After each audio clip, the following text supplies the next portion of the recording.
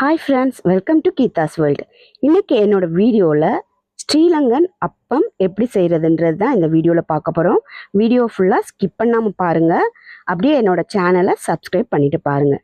அப்பம் செய்கிறதுக்கு முதல்ல 2 டம்ளர் அரிசி எடுத்து, பச்சை அரிசி எடுத்து நான் 4 மணி நேரம் ஊற வச்சுருக்கேன். ஊற வச்ச அரிசியை ஒரு மிக்ஸி ஜாரில் போட்டு நல்லா இட்லி பதத்துக்கு அரைச்சி நம்ம எடுத்துக்கலாம். அரைச்செடுத்த மாவை எப்படி ரெடி பண்ணி சூப்பரான அப்பம் எப்படி செய்யலான்றத செய்முறை தான் உங்களுக்கு நான் என்னோட வீடியோவில் காட்ட போகிறேன். இப்போ மாவை நான் அரைச்சிட்டு வந்துட்டேன். முன்னாடி சொன்ன மாதிரி இட்லி பதத்துக்கு அரைச்சி எடுத்துக்கணும்.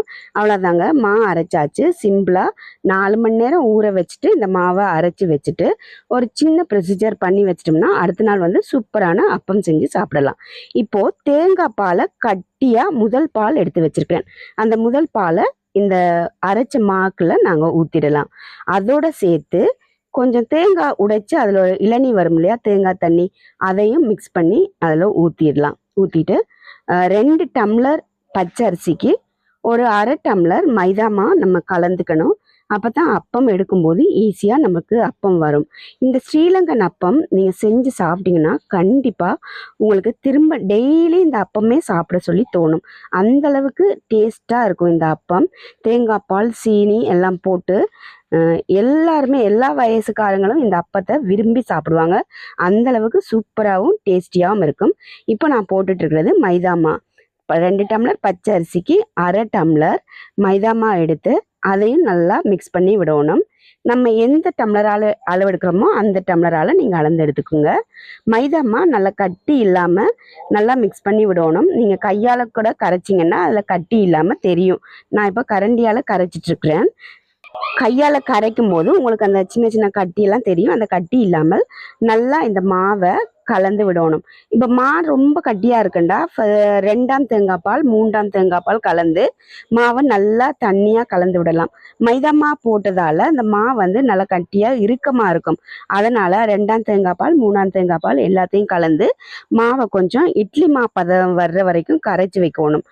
நல்லா தண்ணியாக இருந்தால் தான் அப்பம் சுடும்போது நல்ல சட்டியில் விட்டு சுற்றுவோம் தெரியுமா, அப்போ தான் அப்பம் நல்லா வரும்.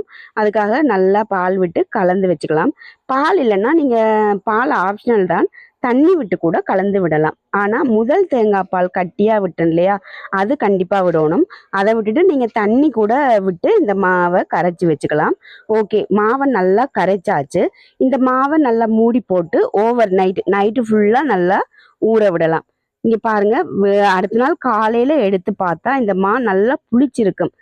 புளிச்சிருக்கிறது தெரியுது பாருங்கள், மேலால் சின்ன சின்ன பபிள்ஸு, ஓட்டை இதெல்லாம் தெரியுது இல்லையா. அப்போ நல்லா புளிச்சிருக்குன்னு அர்த்தம்.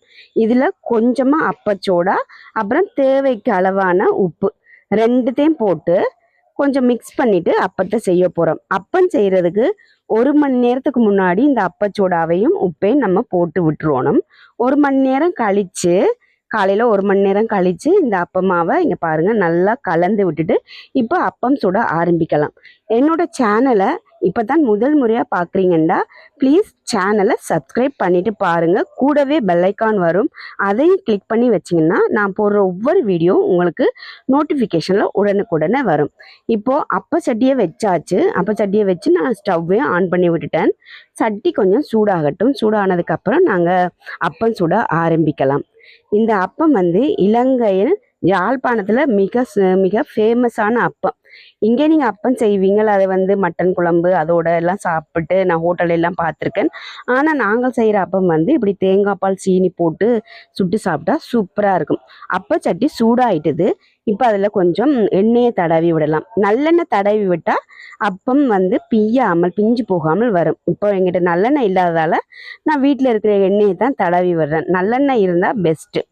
ஓகே, ஒரு கரண்டி, ஒரு கொஞ்சமாக மாவு விட்டால் போதும். ஒரு கரண்டி மாவு எடுத்து இந்த சட்டியை நம்ம நல்லா சுற்றி விடணும். ஒரு சுத்து இல்லைன்னா 2 சுத்து. ஒரு கரண்டி மாவு ஒரு சுத்துக்கு தான் வரும்.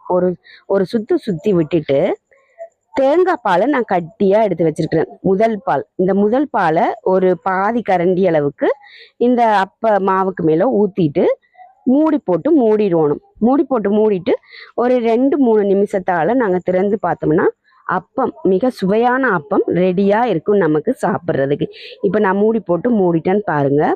என்னோடய சேனலை புதுசாக வர்றவங்க சப்ஸ்கிரைப் பண்ணிவிட்டு உங்களுக்கு தெரிஞ்சவங்களுக்கு ஒரு ஷேர் கொடுங்க. இப்போ பாருங்கள், அப்பம் நான் ரெடியாக இருக்கிறேன்னு சொல்லிட்டு கரையில் அதுவே வந்து அது எடுபட்டு இருக்கும். அப்போ தான் அப்பம் ரெடி ஆயிட்டுன்னு அர்த்தம். இப்போ நாங்கள் எடுத்துடலாம் அப்பத்தை. அப்போ தான் ஈஸியாக வரும்.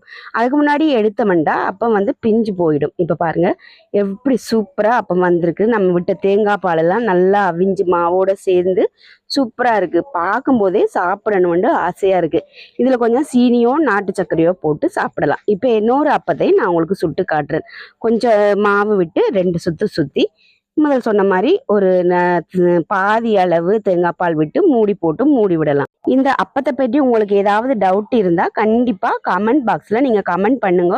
உங்களோட கமெண்ட்டுக்கு நான் உடனே ரிப்ளை பண்ணுவேன். கண்டிப்பாக ரிப்ளை பண்ணுவேன். உங்களுக்கு என்ன கமெண்ட் வேணால் பண்ணலாம். அப்பம் சுடுறதுல என்ன டவுட் இருந்தாலும் அது மாதிரி நான் போடுற ஒவ்வொரு வீடியோவுக்கும் நீங்கள் நல்லா சப்போர்ட் கொடுத்தீங்கன்னா என்னோட சேனல் க்ரோத்துக்கு ஒரு ஹெல்ப்பாக இருக்கும். உங்களுக்கு தெரிஞ்சவங்களுக்கு ஒரு ஷேர் பண்ணிவிட்டு பாருங்கள். புதுசாக வர்றவங்க கண்டிப்பாக சப்ஸ்கிரைப் பண்ணிவிட்டு பாருங்கள். இப்போ பாருங்கள், அடுத்த அப்பத்தை நான் உங்களுக்கு எடுத்து காட்டுறேன். எப்படி ஈஸியாக வருது. அந்த சைடில் வந்து அப்பமே கிளம்பி வரும். அந்த நல்லா கிளம்பி வரும்போது நான் அப்பம் சாப்பிட்றதுக்கு அதான் எடுத்து சாப்பிட்றதுக்கு ரெடியாக இருக்கேன். எடுங்கன்ட்டு அதுவே கிளம்பி வருது. அந்த மாதிரி சூப்பராக அப்பம் கிளம்பி வருது. அப்பத்தை வந்து நம்ம சாப்பிட ஆரம்பிக்கலாம். சின்ன குழந்தைகள் முதல் கொண்டு பெரியவங்க வரைக்கும் இந்த அப்பத்தை விரும்பி சாப்பிடுவாங்க. நீங்கள் சீனி இல்லைன்னா நாட்டு சக்கரை போட்டு சாப்பிட்டா அவ்வளோ டேஸ்ட்டாக இருக்கும். இந்த அப்பத்தை ஒரு நாள் செஞ்சிங்கன்னா விட மாட்டீங்க. டெய்லி இந்த அப்பம் தான் உங்கள் வீட்டில் எல்லாரும் ஒரு நாள் செஞ்சு கொடுத்தீங்கன்னா அப்பம் செய்யுங்கொண்டு டெய்லி கேட்பாங்க.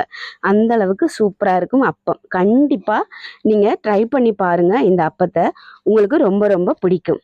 ஓகே, இப்போ ஒரு 3 அப்பத்துக்கிட்ட நான் செஞ்சுட்டேன். நீங்கள் பிறகு செஞ்சு பார்த்துட்டு அப்பம் எப்படி உங்களுக்கு வந்ததுன்றதை கண்டிப்பாக கமெண்ட் பண்ணுங்கள். இங்கே பாருங்கள், அப்பமெல்லாம் ரெடியாக இருக்குது. நான் போய் அப்பம் சாப்பிட போகிறேன். கண்டிப்பாக நீங்களும் அப்பம் செஞ்சு சாப்பிட்டுட்டு எனக்கு வந்து கமெண்ட் பண்ணுங்கள். நெக்ஸ்ட் வீடியோவில் உங்களை சந்திக்கிற வரைக்கும் நன்றி, வணக்கம்.